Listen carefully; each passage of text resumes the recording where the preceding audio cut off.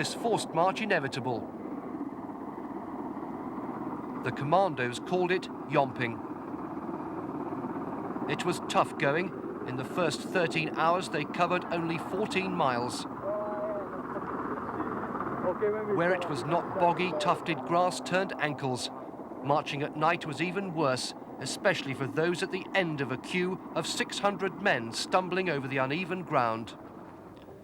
Royal Fleet auxiliary ships braved air attack to speed supplies to the forward areas, while Marines again dug defensive positions.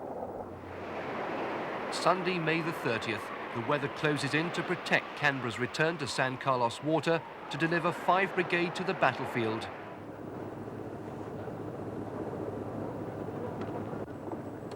"3,200 men of the Gurkhas, Scots and Welsh Guards trooped over rickety jetties.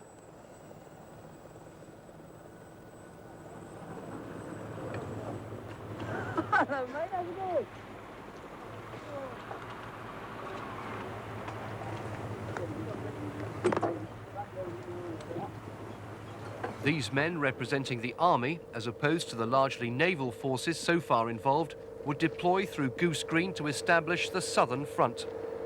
The army's anxiety to get involved in the fighting alongside the Marines would lead to tragedy. Complete absence of Argentinian opposition would quickly lead them through Darwin and onto a place called Fitzroy. But behind the calm, supply lines were becoming desperately stretched. Any means possible were now being used to speed 5 Brigade into forward positions, matching 3 Brigade in the north.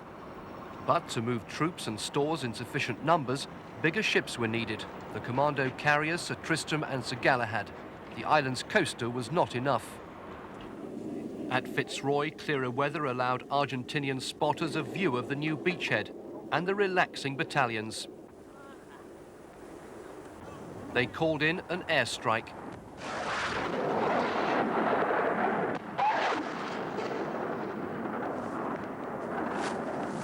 Three Argentinian Skyhawks attacked Sir Galahad, still packed with Welsh Guards.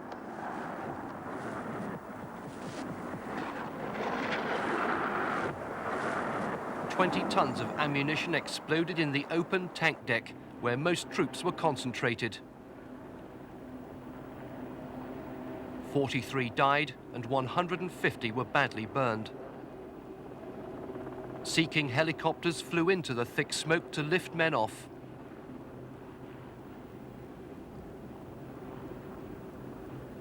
The Guards had been due to sail onto Bluff Cove, and their commanders had kept them on board rather than face an overland march and separation from their heavy equipment. Helicopter downdrafts steered life rafts away from the inferno. The raid inflicted the greatest losses of the war on British forces, and the Welsh Guards took no further part in the conflict.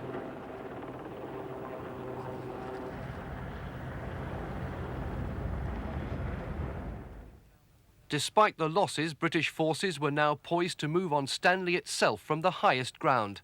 To do so, they fought their way through a series of mountain battles.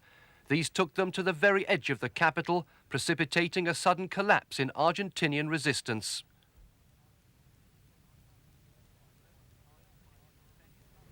First, the Argentinian defences were engaged by the 105mm howitzers of the 29th Commando Regiment, who'd been airlifted onto Mount Kent. Initial targets were enemy hilltop positions outside Stanley, and they fired up to 500 rounds a day with an accuracy that played a strong part in the final collapse of Argentinian morale.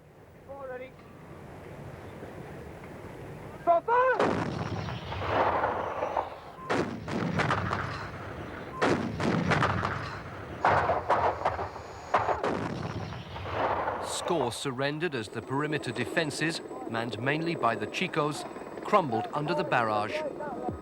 From the south too, artillery homed in on Argentinian positions guarding the approaches to Stanley.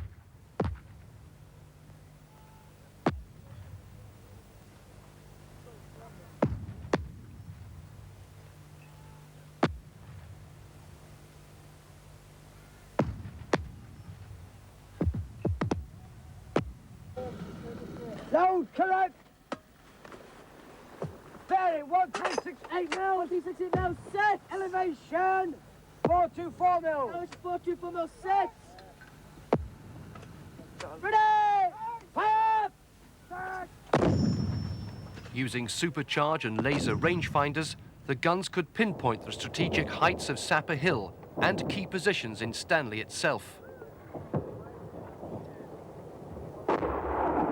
Under enemy fire, officers on Two Sisters Mountain plotted their attacks. A key assault weapon would be the Milan anti-tank missile. Argentina's greater firepower proved relatively ineffective because they failed to concentrate it accurately. Most of the key mountain battles were at night to avoid the problems of fighting on open Falklands terrain in daylight.